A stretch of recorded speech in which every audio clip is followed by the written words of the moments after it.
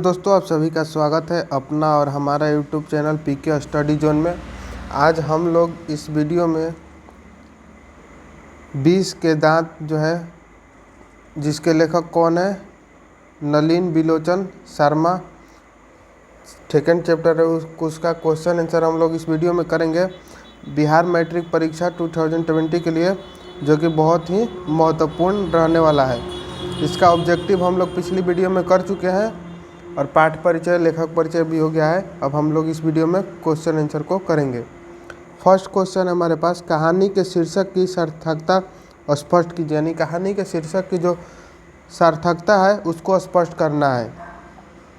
यानी कहानी से हमें क्या शिक्षा मिल रही है और कहानी के क्या कहा गया है। कहानी में कहानी कला की दृष्टि से प्रस्तुत कहानी 20 के दांत का शीर्षक सार्थक है, क्योंकि शीर्षक क्या है, सार्थक है, क्योंकि इस कहानी का उद्देश्य मध्य वर्गीय अंत विरोधों को उजागर करना है। किसको उजागर करना है? मध्य वर्गीय अंत विरोधियों को उजागर करना है। जहां एक और सेन साहब जैसे महत्वाकांक्षी तथा सफ़ेद पोष अपने भीतर लिंग भेद जैसे कुसंस्कार छिपाए हुए हैं। यानी कि कहानी में हम लोग पढ़े थे कि एक सेन साहब रहते हैं जो कि वो महत्वाकांक्षी सफ़ेद पोष अपने भीतर लिंग भेद करते हैं, लड़कों और लड़कियों को अलग तरह से में विभिन्नता देखते हैं, लिंग भेद करते हैं। वहीं दूसरी ओर गिरधर जैसे नौकरी पेशा अनेक तरह की थोपी गई बंदिशों के बीच में, यानी कि अनेक तरह की बुराइयां थोपी गई उस पर, उसके बीच भी अपने अस्तित्व को बहादुर एवं सहज के साथ बचाए रखने के लिए संघर्षरत है। यानी कि उस बुराइयों को भी बचाए रखने के लिए वो क्या है? संघर्षरत है। यह कहानी सामाजिक भेदभाव, लिंग भेद तथा आक्रमण स्वार की छाया में पलते हुए प्यार दुलार के कुप्रभाव को उभरती हुई सामाजिक समानता एवं मानव अधिकार पेशा करती है। यानी कि जो कासू था वो एक उसी के बारे में बताया गया, कुप्रभाव को उभारती हुई सामाजिक समानता एवं मानव अधिकार पेश करती है। कहानी का शीर्षक 20 के दांत इसलिए भी उपयुक्त है क्योंकि इसी 20 के दांत अर्थात कासू के जन्म लेते ही क्या हुआ? पुत्रियां उपेक्षित हो जाती है। यानी कि जब 4-5 पुत्रियां थी उनके, 5 पुत्रियों के बाद एक लास्ट में जब वो बूढ़े हो गए माता पिता उनके, तो लास्ट में अंतिम संतान हुआ कासू, जो कि पुत्र था। तो लड़कियां जो थी वो उपेक्षित हो जाती है। मदन मार खाता है तथा गिरधर को नौकरी से हटा दिया जाता है।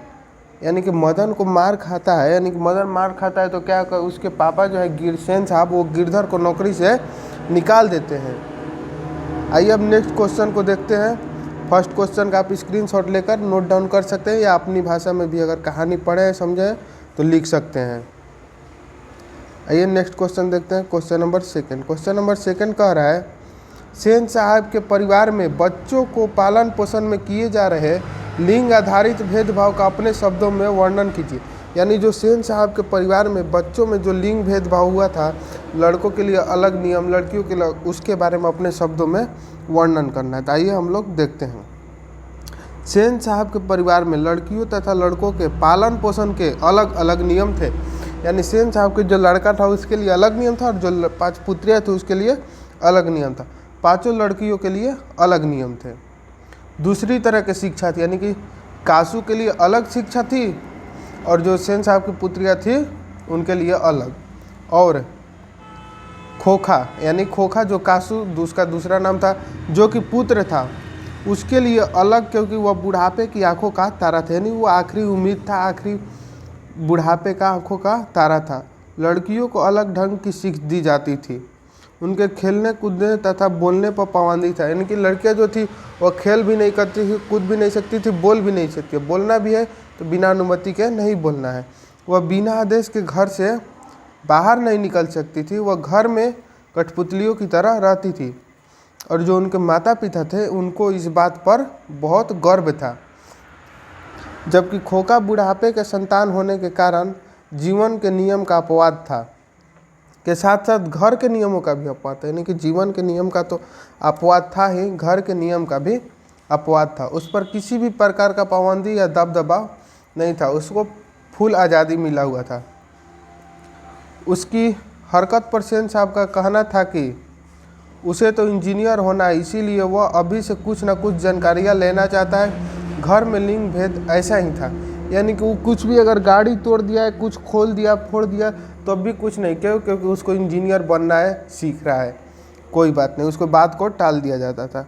नेक्स्ट क्वेश्चन है क्वेश्चन नंबर 3, खोखा किन मामलों में अपवाद था, यानी खोखा किन मामलों में अपवाद था।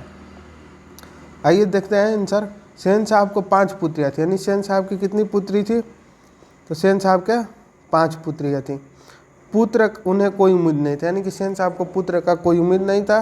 सेन साहब को पुत्र का नसीब तब प्राप्त हुआ जब पति पत्नी दोनों क्या थे, तो बुढ़ापे का अंतिम पड़ाव पर पहुंच चुके थे। इसीलिए खोखा जीवन के नियमों का अपवाद के साथ साथ घर के नियमों का भी अपवाद था, यानी कि अपवाद करने का मतलब कि उसका उम्मीद कोई नहीं था होने का।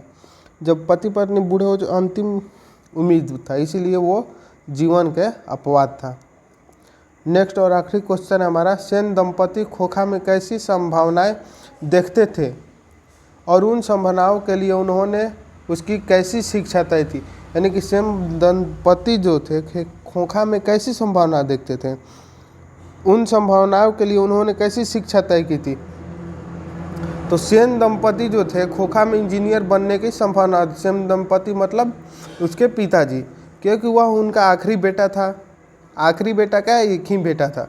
उसे इंजीनियर बनाने के लिए वैसे ही ट्रेनिंग दी जा रही थी, यानी उसको इंजीनियर बनाने के लिए जब 7-8 साल का था, उसी समय से उसे ट्रेनिंग दी जा रही थी। वे अपने ढंग से ट्रेड कर रहे थे।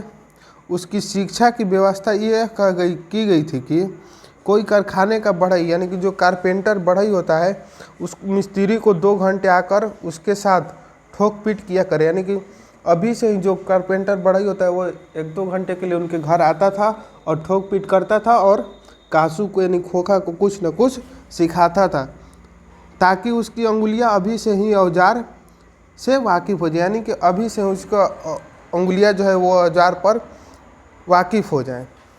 तो यह था हमारा 4 क्वेश्चन जो कि हम लोग कर लिए। अब जो बच गया, इसका क्या बच गया करने के लिए, जो लेखक परिचय के साथ साथ हम लोग सब कर लिए, ऑब्जेक्टिव हो गया।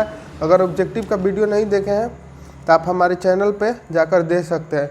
सब प्रसंग व्याख्या है तो वो हम लोग लास्ट में करेंगे, एग्ज़ाम से कुछ महीना पहले। ठीक है, मिलते हैं नेक्स्ट वीडियो में नेक्स्ट चैप्टर के साथ। थर्ड चैप्टर है क्या, भारत से हम क्या सीखे, जिसके लेखक है मैक्स मुलर।